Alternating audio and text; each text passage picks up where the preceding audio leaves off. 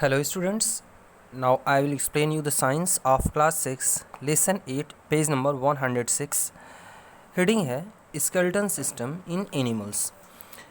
दूसरे एनिमल्स में हमने ह्यूमंस का स्केलेटन सिस्टम समझ लिया है, अब हम कुछ दूसरे एनिमल्स के स्केलेटन सिस्टम के बारे में समझेंगे। Students must know the organism which have a vertebral column are called vertebrates. ऐसे ऑर्गेनिज्म जिनमें वर्टिब्रल कॉलम या रीढ़ की हड्डी होती है उन्हें हम वर्टिब्रेट्स कहते हैं। The organism which do not have a vertebral column are called invertebrates. और ऐसे ऑर्गेनिज्म जो बहुत सिंपल होते हैं और उनमें रीढ़ की हड्डी नहीं होती है उन्हें हम इनवर्टिब्रेट्स कहते हैं। A streamlined body is a smooth body which rounded in front and narrow at the back. Streamlined body का आकार जो होता है, ऐसी बॉडी जो आगे से भी नुकीली हो या आगे से थोड़ा सा राउंडेड हो और नुकीली भी हो, और पीछे से भी वह नैरो हो, संकीर्ण हो, पतली हो, बीच में मोटी हो। जैसे नाव का आकार होता है, दोनों तरफ किनारे की तरफ पतली होती है और बीच में मोटी होती है, या पक्षियों का शरीर होता है, तो इस तरह के आकार को हम कहते हैं स्ट्रीमलाइंड बॉडी। अब हम हेडिंग समझते हैं स्टूडेंट्स। हेडिंग है skeleton system in animals. Some of the animals are vertebrates while there are some animals that are invertebrates. इस संसार में बहुत से एनिमल्स हैं जो वर्टिब्रेट्स हैं और बहुत से एनिमल्स इनवर्टिब्रेट्स होते हैं। All the vertebrates do not have bones in their skeleton systems. सभी वर्टिब्रेट्स जो होते हैं उनके शरीर में उनका जो स्केलेटन सिस्टम होता है वह बोन्स या हड्डियों का नहीं बना होता है। कभी कभी उनका स्केलेटन सिस्टम कार्टिलेज का भी बना होता है। Therefore all the animals do not move with their legs. इसलिए बहुत सारे एनिमल्स जो होते हैं उनमें चलने के लिए पैर नहीं होते हैं। Some of the animals have skeleton made up of cartilage and some have skeleton made up of muscles. कुछ एनिमल्स में स्केलेटन कार्टिलेज का बना होता है और कुछ में मसल्स का। कार्टिलेज क्या होता है स्टूडेंट्स? जैसे हमारा जो कान है, आप कान को टच करो तो कान का आकार तो हमारे निश्चित रहता है, लेकिन हम कान को मोड़ सकते हैं।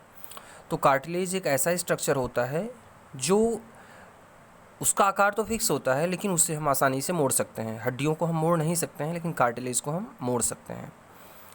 तो बहुत सारे एनिमल्स का जो स्केलेटन सिस्टम होता है वह कार्टिलेज का बना होता है और दूसरे बहुत सारे एनिमल्स का स्केलेटन सिस्टम जो होता है वह मसल्स का बना होता है। स्टूडेंट्स अब हम लोग पेज नंबर 107 पढ़ेंगे। Table 8.3 mention some differences between vertebrates and invertebrates. नीचे के टेबल में इनवर्टिब्रेट और वर्टिब्रेट में कुछ डिफरेंस बताया गया है। वर्टिब्रेट्स क्या होते हैं? Have backbone. वर्टिब्रेट्स में बैकबोन होती है, रीढ़ की हड्डी पाई जाती है। इनवर्टिब्रेट्स में डू नॉट हैव बैकबोन, रीढ़ की हड्डी नहीं पाई जाती है। वर्टिब्रेट्स में हैव हाईली डेवलप्ड ब्रेन। जितने वर्टिब्रेट्स होते हैं इनका ब्रेन डेवलप्ड होता है। Most of them do not have highly developed brain. और इनवर्टिब्रेट्स में ज़्यादातर इनवर्टिब्रेट्स में जो ब्रेन होता है वह बहुत डेवलप्ड नहीं होता है। वर्टिब्रेट्स में fast moving and sometimes larger in size than invertebrates. Vertebrates के शरीर का आकार ज़्यादातर केसेस में, मैक्सिमम केसेस में इनवर्टिब्रेट से बड़ा होता है और फास्ट मूविंग, ये तेज़ी से चल सकते हैं जैसे डॉग, ह्यूमन बींग्स एक्सेट्रा। और इनवर्टिब्रेट्स में स्लो मूविंग, ये धीमे चलते हैं and generally smaller than the vertebrates, और ये वर्टिब्रेट्स से छोटे होते हैं। For example snake, earthworm etcetera. Students यहाँ जो स्नेक लिखा गया है यह इनवर्टिब्रेट्स नहीं है। स्नेक एक वर्टिब्रेट एनिमल है और अर्थवर्म जो होता है यह इनवर्टिब्रेट है, इसमें हड्डियाँ नहीं पाई जाती हैं। तो इसमें एक यही मिसप्रिंट हो गया है, स्नेक वर्टिब्रेट्स में आता है। नीचे है let us talk about the movements of some of the animals. अब हम कुछ एनिमल्स के मूवमेंट को समझेंगे।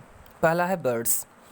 बर्ड्स आर वर्टिब्रेट्स, ये वर्टिब्रेट्स होती हैं। They can walk, run, hoop with their legs and hind limbs. ये चल सकती हैं, दौड़ सकती हैं, हॉपिंग, उछल भी सकती हैं अपने पिछले पैरों की सहायता से, and can fly in the sky, और ये अपने पंखों की सहायता से उड़ भी सकती हैं। There are birds like duck and swan which can even swim, कुछ पक्षी ऐसे भी होते हैं जो अच्छे तैराक भी होते हैं, जैसे डक और swan. The birds have very light and hollow bones which help them to fly in the sky. Students, birds में जो बोन होती हैं ये खोखली होती हैं और हल्की होती हैं, इसलिए इनका शरीर हल्का होता है और ये आसानी के साथ उड़ सकती हैं।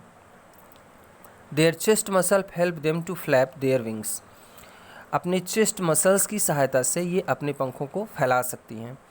After spreading them to fly in the sky, अपने पंखों को फैला करके ये अपने मसल्स की सहायता से, चेस्ट मसल की सहायता से पंखों को फड़फड़ा करके उड़ सकती हैं। The shape of their wings bony part of forelimbs, उनके पंखों का आकार, एक्चुअली ये पंखे होते क्या हैं, जो आगे के हम लोगों के हाथ होते हैं, ऊपर के हम लोगों का जो हाथ है, यही हाथ पक्षियों में पंख में बदल गया है। Bony part of the fore limbs play an important role in their flight, और यह जो पंख होता है, चूँकि यह हाथ का ही परिवर्तित रूप है और यह उड़ने में उनकी बहुत मदद करता है और सबसे इम्पॉर्टेंट रोल प्ले करता है। The body of the bird is streamlined which makes in suitable for flying, पक्षियों का आकार भी स्ट्रीमलाइंड होता है उड़ते समय। आप ध्यान से अगर कोई पक्षी देखो तो आगे इनका चोंच होता है जो पतला होता है, पीछे इनका जो पूंछ है या अपना पैर पीछे कर लेते हैं तो पीछे का भी आकार पतला हो जाता है और बीच में इनका शरीर मोटा होता है, तो ये स्ट्रीमलाइंड बॉडी हो जाती है जो इनके उड़ने में हेल्प करती है। अगला हेडिंग है fish. Fish are also called vertebrates, ये भी वर्टिब्रेट्स होते हैं। दे हैव स्ट्रीमलाइंड बॉडी, मछलियों का आकार भी स्ट्रीमलाइंड बॉडी होता है, नाव की तरह होता है। Which help them to swim easily, और इसी के कारण ये आसानी से पानी में तैर सकती हैं। Fish do not have legs और विंग्स, फिश में पैर नहीं होता है और विंग्स पंख भी नहीं होते हैं। They swim with the help of their fins and tail, ये अपने फिन और टेल पूंछ की सहायता से तैरती हैं। They move their body in a zigzag manner to swim, अपने बॉडी को ये जिग जैग मैनर में जिग जैग मैनर में मोड़ करके स्विम करती हैं। जिग जैग मैनर का मतलब स्टूडेंट्स, आप यहाँ ये आकार देखो, इनका जब पूंछ ऊपर की तरफ जा रहा है तो सर नीचे की तरफ जा रहा है, और जब इनका ये पूंछ का हिस्सा नीचे की तरफ आता है तो सर ऊपर की तरफ जाता है। तो ये इस तरीके से ये उड़ती हैं, इस तरीके से ये पानी में आसानी से तैरती हैं।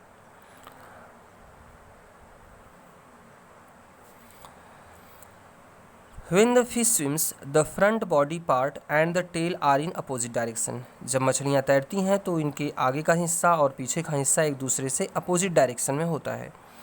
As the tail and the body moves in zigzag manner, it makes a jerk and push the body forward and therefore make the fish to swim ahead.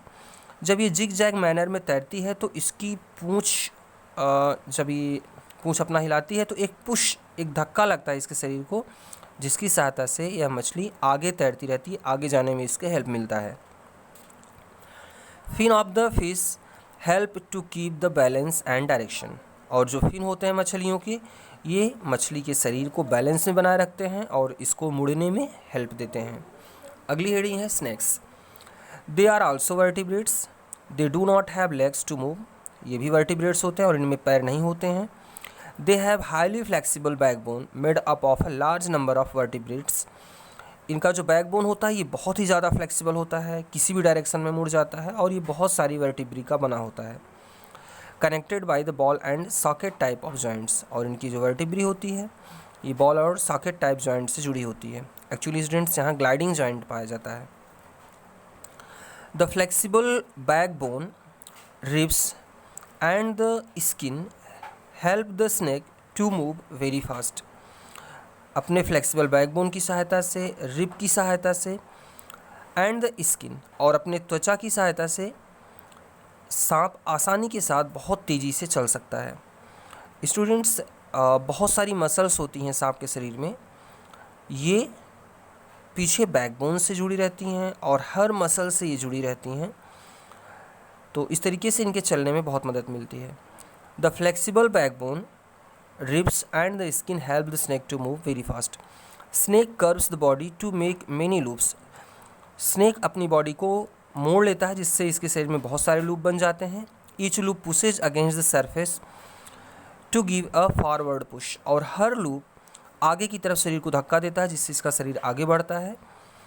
To the body and the snake therefore moves forward, और इस तरीके से snake आगे की तरफ move करता रहता है। अगला है अर्थवर्म।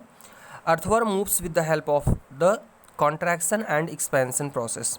अर्थवर्म की बॉडी, अर्थवर्म इनवर्टिब्रेट्स है और इसके शरीर में मसल्स पाई जाती हैं। मसल्स दो तरीके की होती हैं, एक लॉन्गिट्यूडिनल मसल होती हैं और एक सर्कुलर मसल होती हैं।